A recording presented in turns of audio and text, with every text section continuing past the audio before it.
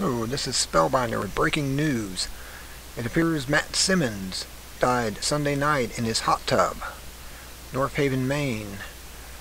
Rockland area is mourning the loss of the man who had hoped to make the city the heart of a new energy industry. Matt Simmons, a longtime summer resident of Rockport, died Sunday night at a summer house in North Haven Island. He was 67 years old, according to the Medical Examiner office. Simmons drowned. A statement earlier in the day from the Ocean Energy Institute in Rockland, which Simmons created, said Simmons suffered a heart attack while using his hot tub. The medical examiner's office says Simmons was suffering from heart disease, which may have been a contributing factor in the drowning. Well, that's good and dandy, except he was down the throat of BP and Transocean, and I'm going to play a little bit of this audio and let you hear exactly why it might be suspicious that something may have happened because of how it was on these people for fraud and lying and not dealing with other spill areas. Founder of the Ocean Energy Institute.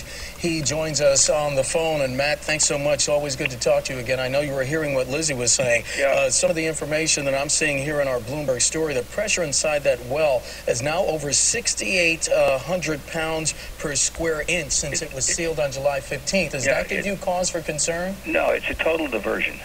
Why do you say that? That's the gas condensate that was trapped in the drilling riser which blew off the wellhead at 10:01 a.m. or p.m. Central Standard Time on April 20th. That's a mile-long compressed natural gas. What we don't know anything about is the open hole, which is caused by the drill bit. When they tossed the blow-up preventer way out of the hole and all the casing out of the hole, and we're flowing 120,000 a day minimum of toxic poison that's now covered the bottom of the Gulf of Mexico. Right. So what they're talking about is the biggest environmental cover-up ever. And they knew that well would that riser would finally deplete, and then they could say it's over. And unfortunately, we now have killed the Gulf of Mexico. So Matt, you're saying that this is Lizzie O'Leary. You're saying those pressure readings that they are saying are coming from inside that wellhead just aren't valid? They're the riser pipe. Right. It's attached to the rig floor. And you're saying that's simply a diversion from actually getting a decent reading down near... Some 5 to 10 miles away is what the NOAA research vessels have now proved is a deep oil lake that's growing by the day. And it's very toxic oil, and its gases are very lethal. And basically, if we have a hurricane now, we need to evacuate the Gulf Coast. Matt, we have about 30 seconds left. Talk to me about the implications for BP. Is bankruptcy in their future? Is that something? Listen, when people find out the magnitude of the story, I don't know we can technically clean up the Gulf, but it would cost at least $1 trillion. As you look back, April 20th was when this accident happened. As you look back and reflect on this, what were your concerns about what BP did or did not do leading up to this explosion? Well, first of all, when I woke up, when my wife turned on the television at 7 a.m. on the 21st, and I saw this shocking news that one of the greatest deepwater rigs ever built by one of the great companies in the industry, Transocean, was in the middle of this terrible fire. And then they said, this is a rig fire.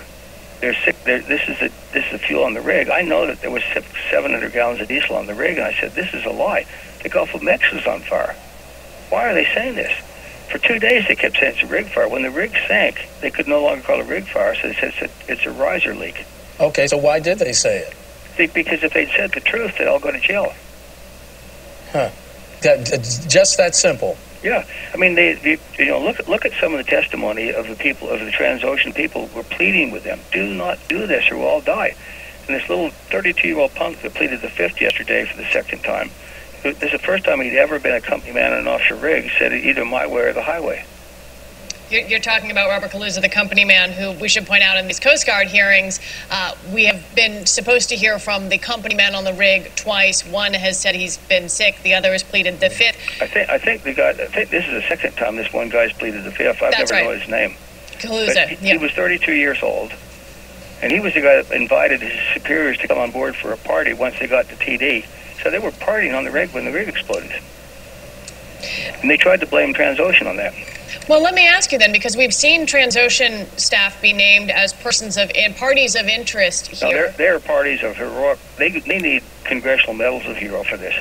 So you say the blame lies squarely with BP in this situation? 101%. Matt, I'm really disgusted with other than John Hoffmeister, the retired president of Shell America. He's the only other person that I've seen in the industry that's been willing. Now, a lot of people would like to speak out, but they're under confidentiality agreements with BP. So, Matt, could I ask you about the financial implications of this? Because you told Fortune magazine about a month after the spill that you started to short this stock. Yeah, Why? you bet I did. Because I thought BP was going to go under. And when I read that, and I've been saying that for a month, and when I read that 20 of the 24 Wall Street analysts had buys, I thought, that's ridiculous. I'm going to short them. I'd never shorted a stock in my life before. So, Matt, have you gotten a little squeezed? It's Julie here. Have you gotten a little squeezed as the stock is now bounced off the bottom? No, because I've got patience. It's going to go to 1. So you still think it's going to go out of business? They've promised to clean up the Gulf. Is that right? Yeah. Yeah. Do you know how much that's going to cost? You think you can technically do it? Well over $1 trillion. Matt, can we talk about the human toll of this? Because a lot of what gets lost in the discussion is that 11 people did lose their lives here. Yeah. I know your institute is doing something for the children of those who were lost. Yeah. Tell us about it. We've created a scholarship fund, and we'd love some publicity on this because there are 21 children who lost their dad. And they're all very young, so it'll be years from now before they're able to go to college, and by then we'll have totally forgotten about this. And so we're trying to make sure there's enough money in the scholarship fund for all of them to actually, go to any school of their choice. Matt, we've been talking, and Lizzie's been obviously keeping us up to date. Now, getting back to what's going on with some of this oil, at least the report saying that the oil's not leaking. Does that give you hope that maybe a permanent solution is, in fact, in the offing? No, because that's not the gusher. That was a little bit of condensate that would have ended anyway. There's no way to fix the gusher because there's no casing left in the hull other than doing a small diameter nuclear bomb and I'm glad you brought that up because you advocated that before. Is that still your position that this well should have been blown up? Because with no casing in the hull, the odds of the relief wells working are 0. What the relief wells do is, if they could find the casing, they then cut a 4-inch hole with a specialty tool, and then you have something that captures the mud. With no casing in there, it would be like pouring oatmeal down a fire hydrant. So you don't believe that they could, for example, fill the annulus, fill the casing, and have enough drilling mud to do it? It's scattered over the ocean floor. The government now have gamma ray images of the actual blowout preventer, which is 5 stories high, weighs 325 tons, and it has 2 sections of casing that pierce through 5 stories of metal. Yeah. All right, Matt Simmons, he's the founder of the Ocean Energy Institute, joining us on the phone from Rockport, Maine. Matt, always good to have you on, and Lizzie O'Leary, always good to have you on as well. Thank you both so much. Well, there you have it. He just told the truth right there. He says, look, they're lying to us. There's a big old hole. The whole riser is falling into it. I think he's actually talking about one of the 2 wells. There's a guy, I'm going to leave a link on here. He's on here also, who... on his video, he covers showing you the documentation that there is actually 2 wells near each other. One of them they drilled, and that's the guy on the Deepwater Horizon, when he was on 60 Minutes, said that they broke the drill bit off in the hull because they tried to drill so fast, and it just broke off. So they just sealed that one off, which was probably a temporary seal, and they went on to drill the other site. And the one they're showing you in the video is actually the other site where everything is hunky-dory, and the one we were started with, or that one, is the one that blew up, and now it's sunk in, and there's a big giant hole out there in the ground, in the ocean, over the Gulf Coast.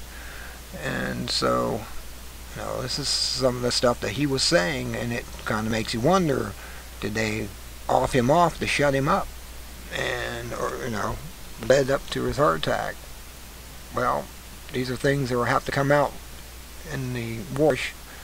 So until next time, until further developments, this is Spellbinder saying good day, be good at it, and I'll speak with you later. This was a Spellbinder report.